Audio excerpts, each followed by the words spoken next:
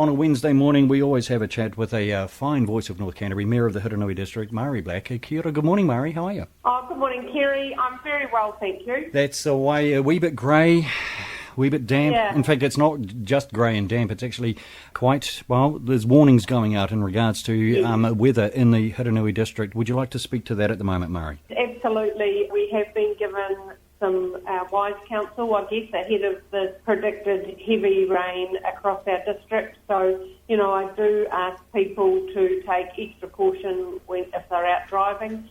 I know our teams are all set up here to get out and support any flood prone or damaged areas, but it's a stitch in time at this point is often helpful. So particularly if you live in urban areas, then we know that all those autumn leaves have fallen and they've thatched over the stormwater drain.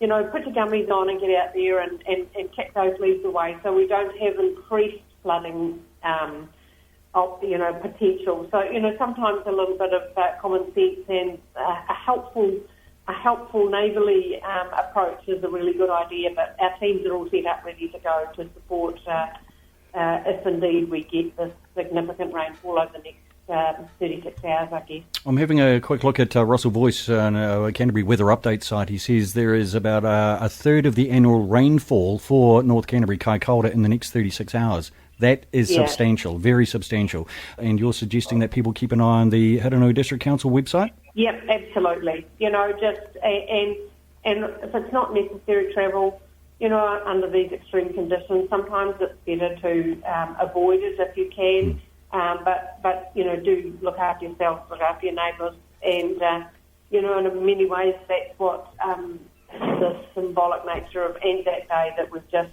experienced. That's what that was telling us to do. So Absolutely. This is a good way that we can demonstrate that kindness. Absolutely, and talking about Anzac Day, I was up in Hanma Springs, so very, very pleased to meet you outside the Soldiers Block there, along with Dan Gordon, Craig Mackle. There was a lot of politicians there, a lot of very fine people, a lot of people from, is it Ngāti Kuri, the local hapu up in Hanma Springs. Excuse me, and thank you for correcting me there, Murray. I took a couple of notes whilst you were speaking your speech. The beating heart of Hanma Springs is beating again in regards to the Soldiers Block. I think that's amazing. You said that the site has been awakened. It was a special ceremony, wasn't it? Yeah, look, it was an incredibly,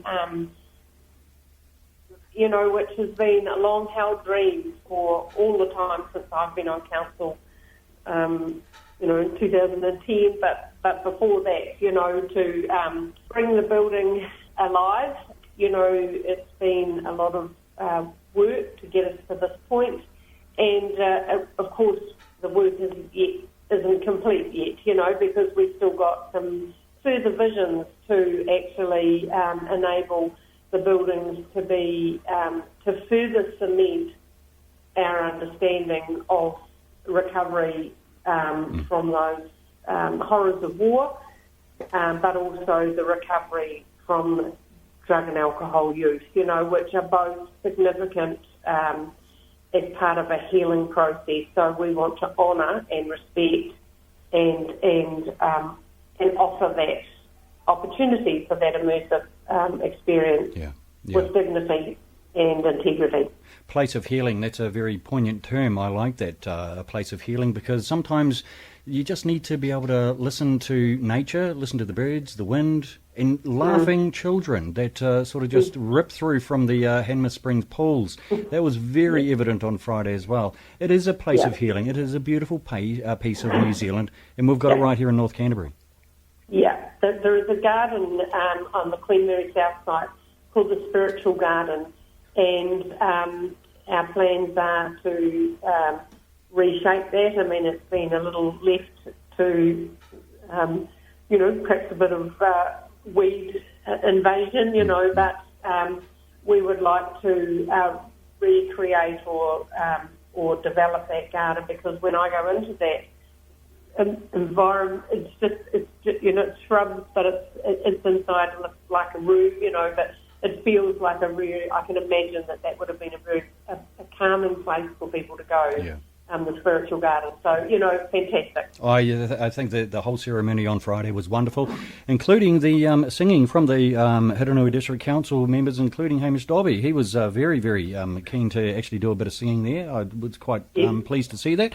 And, of course, the Ngāti Kuri, they sort of replied. It was fantastic. Moving on to current events, Murray, the annual plan. You got a couple of things happening with the annual plan. Tell us about that. Yes, that's right. We just at our council meeting yesterday adopted our consultation paper, which is out for the community to review from today, the 30th of April, through till the 30th of May. So there's a whole month for people to consider what we are presenting in our consultation document, which is an average rate rise of 3.31%. So we've worked considerably on this and recognise that we've had higher rates than usual over the last wee while as we've done some important capital projects, but we want to recognise the year that we've just been through, and so as a council we have made that, taken that judgment. The other thing that's out for consultation is actually our fees and charges. So some fees, we need to recover the cost of providing some services. So the fees and charges are out for consultation at the moment within this next month as well. So I encourage people to have a look at that. Those two documents, important to let us know that we are, on the button, and that you're supportive of our direction. And if not, if you've got a further idea, we're happy to hear from you, obviously, as well. So our door is always open as a council, and it's something that I'm always really, really proud of, that we welcome people's thoughts and ideas. We can't always furnish those thoughts and ideas, but we do our very best. So, yeah, it's all good. Absolutely. Murray Blake, Mayor of the Hurunui, will have a chat to you again next Wednesday. Wonderful. Thanks so much, Kerry.